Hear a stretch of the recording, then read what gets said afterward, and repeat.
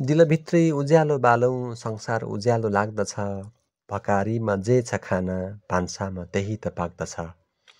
नमस्कार, तुलसीपुर उपमहानगरपालिकाका सूचना अधिकारी आदरणीय श्री यज्ञबहादुर केसीज्यू, तुलसीपुर उपमहानगरपालिकाका सम्पूर्ण स्वास्थ्य संस्थाका प्रमुखज्यूहरू, महिला सामुदायिक स्वास्थ्य स्वयंसेविका ज्यूहरू र यो ग्रुपमा जोडिनुभएका सम्पूर्ण महानुभावहरूलाई हार्दिक नमस्कार गर्दछु र हृदयदेखि स्वागत गर्दछु। आज मिति 2082 साल मङ्सिर महिनाको 6 गते शनिबारको दिन हो। यति बेला रातको 9:45 गएको छ। म हुँ चित्र ओली, तुलसीपुर उपमहानगरपालिका वडा नम्बर 11 मा रहेको उरहरी स्वास्थ्य चौकी बेल्टाकुराको इन्चार्जको रूपमा कार्यरत छु। आज मैले महिला सामुदायिक स्वास्थ्य स्वयंसेविका ज्यूहरूलाई मङ्सिर महिनामा सञ्चालन गरिने स्वास्थ्य आमा समूहको बैठकमा केही सहजीकरण होस् भन्ने मनसायले र सूचना अधिकारी यज्ञबहादुर केसीज्यूले मलाई काम पनि दिनुभएको र मैले प्रतिबद्धता जनाएको हुनाले यो थोरै समयको लागि अडियो रेकर्ड गरेर मैले पठाएको छु। आशा छ हजुरहरू सबैजनालाई स्वास्थ्य आमा समूहको बैठक सञ्चालन गर्नको लागि यसले पक्कै पनि केही न केही मद्दत मिल्नेछ। मलाई आशा छ महिला सामुदायिक स्वास्थ्य स्वयंसेविका ज्यूहरूले हरेक महिनामा आफ्नो कार्यक्षेत्रमा स्वास्थ्य आमा समूहको बैठक सञ्चालन गरिरहनु भएको छ। औपचारिक रूपमा महिला स्वास्थ्य स्वयंसेविका ज्यूहरूले गठन गर्नुभएको स्वास्थ्य आमा समूहको कार्यकारी समितिको अध्यक्षको अध्यक्षतामा हरेक मासिक आमा समूहको बैठकमा स्वास्थ्य आमा समूहको बैठकमा आमा समूहको अध्यक्ष उपस्थित हुनुहुन्छ। महिला स्वास्थ्य स्वयंसेविका ज्यू स्वास्थ्य आमा समूहको सदस्य सचिवको रूपमा उपस्थित हुनुहुन्छ र सङ्गठित सदस्यहरू सम्पूर्ण उपस्थित हुनुहुन्छ र आमन्त्रितको रूपमा र सहजीकरण गर्नको लागि स्वास्थ्य संस्थाबाट स्वास्थ्यकर्मी सर म्याडमहरू पनि पुग्नु भएको छ होला। कहिलेकाहीँ जनप्रतिनिधिहरू अथवा अन्य सरकारवाला व्यक्तित्वहरू पनि यो बैठकमा उपस्थित हुनुभएको छ होला।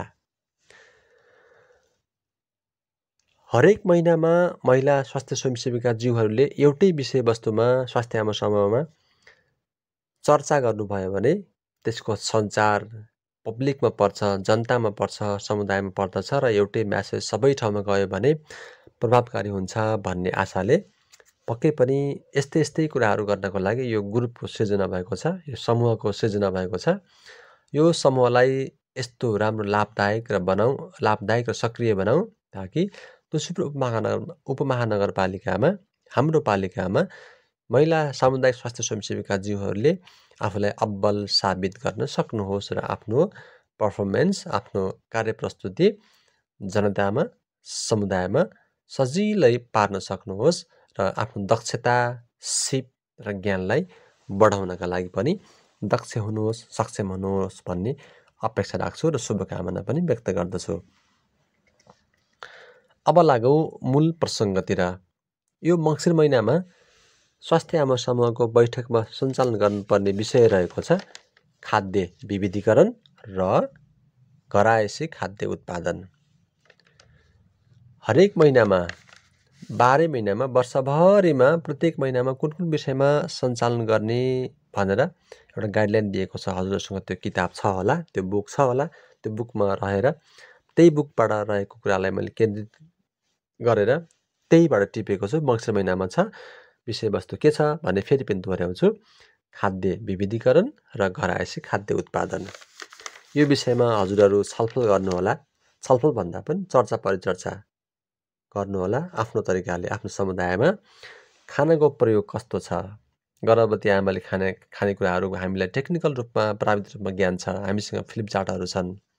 सुत्केरी आमाले खान पर्ने खानेकुराहरू, साना बच्चाहरूलाई 6 महिनाभन्दा अगाडि त स्तनपानमा जोड दिने कुरा त छँदैछ, हामी नछुटाइकन 6 महिना पुगेदेखि माथिका बच्चाहरूलाई हामीले उ, प, म, बा, प्र, स, स उमेर, पटक, मात्रा, बाक्लोपना, प्रकार, सक्रिय खुवाई र सरसफाई भनेर उ, प, म, बा, प्र, स, स को सूत्रबाट पनि हामीले सिकेका छौँ, बुझेका छौँ। यो खानाभित्र पर्ने कुरा हुन् जुन शिशु तथा बाल्यकालीन पोषणभित्र पर्दछ। अहिले उठाउनै पर्ने र भन्नै पर्ने, चर्चा गर्नै पर्ने विषयवस्तु भनेको हामी समुदायमा हेरिरहेका छौँ साना बालबालिकाहरू प्याकेटको खानाका लागि धेरै उत्साहित हुनुहुन्छ। विद्यालयमा पढ्ने बालबालिका होस् अथवा घरमै बस्ने आफ्नै घरका बुवा आमाहरू अथवा दाजुभाइहरू साथीभाइहरूबाट प्रेरित भएर होस् अथवा बाध्यताले अथवा सजिलोको लागि बजारमा सजिलै उपलब्ध हुने प्याकेटको खानेकुराहरू जङ्क फुड हामी जसलाई भन्छौँ, चाउचाउ, चिजबल, कुरमुरे, बिस्कुट, डेरी मिल्क, किन्डर जोय यस्ता प्रोसेस गरिएका खानेकुराहरू जुन स्वास्थ्यको लागि हानिकारक हुन्छ भन्ने कुरा धेरै पहिलेबाट बहस हुँदै आएको छ। र किशोरी अवस्थाका मानिसहरूमा हेर्नुभयो भने चटपटे, चाउचाउ, तितौरा यस्तो कुराहरू यसले मानव स्वास्थ्यमा धेरै ठुलो प्रभाव पर्छ। हामी यसो भन्छौँ खानेकुराहरू आज खाएर भोलि असर देखियो भने त्यसलाई हामी असर गरेको भन्छौँ। तर हेर्नुहोस् यस्तो खानेकुराहरू जुन अखाद्य खानेकुराहरू प्याकेटको खानेकुराहरू छन् आज खाएको 10औं वर्षपछि पनि यसको असर देखिन थाल्छ। यसले मानव स्वास्थ्यमा कलेजोमा प्रभाव पार्छ। यसले हाम्रो पाचन मार्ग, पेट, आन्द्रामा प्रभाव पार्छ। हाम्रो मस्तिष्कमा प्रभाव पार्छ। हाम्रो बोन हेल्थ, हाम्रो हड्डीको स्वास्थ्यमा प्रभाव पार्छ। समग्र स्वास्थ्यमा प्रभाव पार्छ। बालबालिकाहरू कुपोषित हुनुहुन्छ। गर्भवती आमाहरू रक्त अल्पत्तामा पर्नुभएको धेरै तथ्याङ्कहरू छ। हामी आफैले पनि यसो विश्लेषण गर्न सक्छौँ। हाम्रो समुदायमा साना बच्चा-बच्चीहरू अहिले बेस संस्थाबाट पोषण कार्यक्रमका लागि केही क्रियाकलाप सञ्चालन भएका छन्। प्रत्येक वडामा सञ्चालन हुँदाखेरि वडामा देखा परेका माम केसहरू, साम केसहरूको अवस्था हेर्नुहोस् त। आमाहरूलाई कति जागरुक देख्नुहुन्छ। बच्चाहरूको वृद्धि विकास कति तीव्र भएको छ अथवा कति ढिलो भएको छ। सुपर सिरियल प्लसले कति राम्रो त्यो रिजल्ट हामीले पाएका छौँ। त्यसै गरी आरयुटिएको सेवनबाट बच्चाहरू कति स्वस्थ भएको रिजल्ट हामीले पाएका छौँ। धेरै आमाहरू आउनुहुन्छ, मेरो बच्चाले खाना खाँदैन, घरायसी खाना खाँदैन, धेरै दउ हुन्छ खाना खुवाउनलाई, के गर्ने होला, यस्ता चिन्ताहरू लिएर पनि आउनुहुन्छ। राम्रो मान्छे पनि हुनुहुन्छ, राम्रो बच्चाहरू पनि हुनुहुन्छ, मजाले घरको दाल भात तरकारी खाना खाने बच्चाहरू पनि हुनुहुन्छ। यो हामीले स्थानीय स्तरमा हाम्रो परिवेशमा यसलाई विश्लेषण गर्छौँ, बहसको विषय बनाउन सक्छौँ। यसका लागि स्वास्थ्य संस्थामा सम्भव हुन्छ भने डाटा पनि लिन सक्नुहुन्छ हजुरहरू। नभए आफ्नै सेरोफेरोमा रहेर कुराकानी गर्न सक्नुहुन्छ। खाद्य विविधीकरण भनेको छ, यसमा अनिवार्य रूपमा हरेक बार खाना चारलाई हामीले जोड्नै पर्दछ। हरेक बार खाना चार भनेपछि प्राविधिक कुरा हामीलाई थाहा छ, ज्ञान छ, हामीसँग केही श्रव्यदृश्य सामग्रीहरू पनि छन्, फ्लिप चार्टहरू पनि छन्। अनि हरेक बार खाना चारपछि हामीले चाहे सानो बच्चा होस्, 6 महिना माथिको बच्चा होस्, चाहे तपाईँ हामीको उमेर समूहका मानिसहरू हौँ, चाहे बुढापाका वृद्ध आमाहरू बुवाहरू जो हुनुहुन्छ, सबैका लागि सातुको प्रयोग, हामी जसलाई सर्वोत्तम लिटो भनेर भन्छौँ, सबै भाषामा, सुन्दर भाषामा सर्वोत्तम पिठोको लिटो बनाउने तरिका सम्भव हुन्छ भने खाद्य सामग्रीहरू हामी त स्वास्थ्य पोषण कर्नर पनि छ। हामी आफैले पनि घरमा अन्नलाई 2 भाग, गेडागुडीलाई 1 भाग, त्यो पनि फरक खालको अन्न, फरक खालको गेडागुडी लिएर त्यो बैठकमा प्रदर्शन गराएर फेरि सम्बन्धित व्यक्तिले आफ्नै घरमा फिर्ता ल्याउन पनि सक्छौँ। यतिसम्म गर्न सकियो भने खाद्य विविधीकरण तथा घरायसी खानाको उत्पादन, घरायसी खानाको जोड भन्ने विषयमा राम्रो मेसेज जान्छ भन्ने लाग्छ। यति बेला यस्तै कुराको लागि मैले सानो यो अडियो भिडियो रेकर्ड नबनाई मैले छुट्टी पाउनै सकेन। मेरो मनले मानेन कि अब भोलि फेरि के हुन्छ, कता कता व्यस्त भइन्छ। त्यसकारण हजुरहरूलाई सहजताको लागि यति कुरा गरेर मैले यहाँ पस्किएको छु। अहिले कृपया सहर्ष यसलाई स्वीकारिदिनु हुनेछ भन्ने आशा लिएको छु। बाँकी केही कुराहरू हजुरले ग्रुपमा राख्न सक्नुहुन्छ। निरन्तर यसरी एउटा बहसको विषय बनाऊ।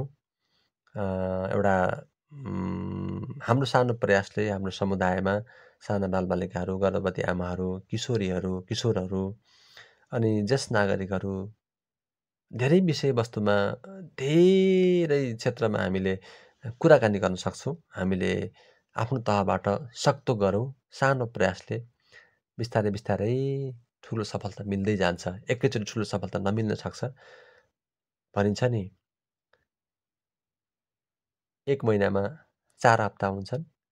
1 हप्तामा 1% सुधार भयो भने 4 हप्तामा 4%, 52 हप्ता हुन्छन् 1 वर्षमा। हामीले आधाभन्दा बढी प्रतिशत सफलता हात पार्न सक्छौँ। 52% हुन्छ। हामीले यति लामो समयसम्म महिला सामुदायिक स्वास्थ्य स्वयंसेवीका पदमा रहेर काम गरिरहेका छौँ। हामीले जानेका छौँ, बुझेका छौँ, व्यवहारमा प्रयोग पनि गरेका छौँ र अझै यसलाई सशक्त बनाउँदाखेरि हामी आफैलाई पनि, हाम्रो मन मस्तिष्क पनि ताजा रहन्छ। हामी आफैले अपडेट गरेको महसुस पनि हुन्छ। हामीलाई त्यो कतै न कतैबाट त्यो प्राप्ति पनि भइरहेको हुन्छ।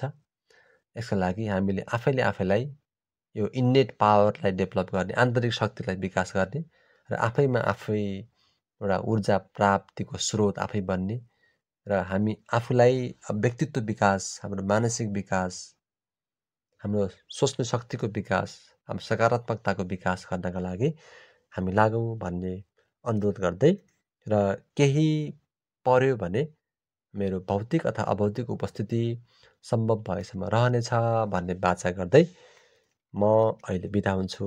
धन्यवाद सबैजनालाई। शुभरात्रि। सबैको दिन सुखमय होस्। सबैको जय होस्।